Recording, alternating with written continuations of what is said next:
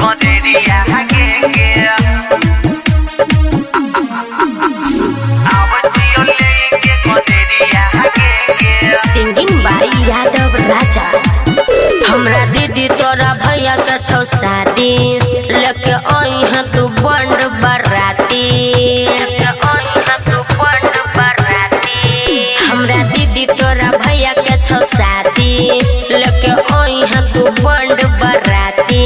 Happy के करी है न छोरा कुछो ले हमरे आवचियो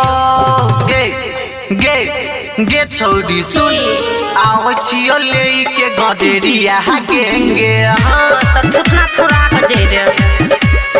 आवचियो लेके codería hagenगे हम चार गो पुलिस लेके बैठल रहबो। रियांस रिकॉर्डिंग स्टूडियो जनकपुर धाम नेपाल। आवचियो लेके codería hagenगे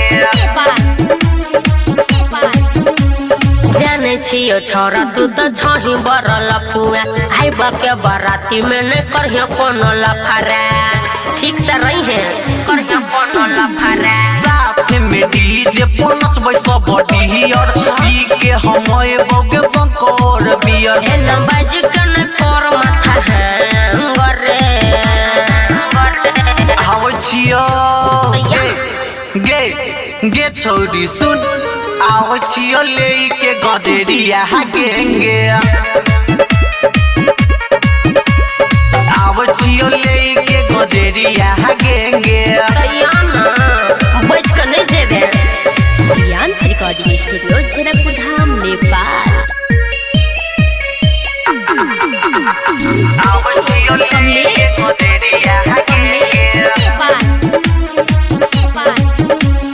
सुमन सोना के रंगदार छरटोला हाला दंगा कर भी तक थुर दतो लोला काला को मसाला पीस दतो लोला।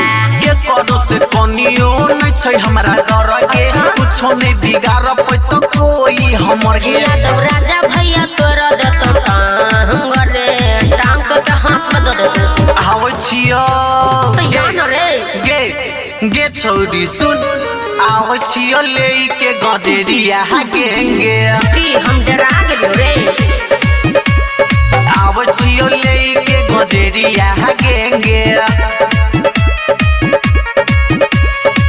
हाँ तैया हमरो भाई तेहने चंडाल है गांजा का धुआं कहाँ कहाँ से निकालतो पतो न चलतो।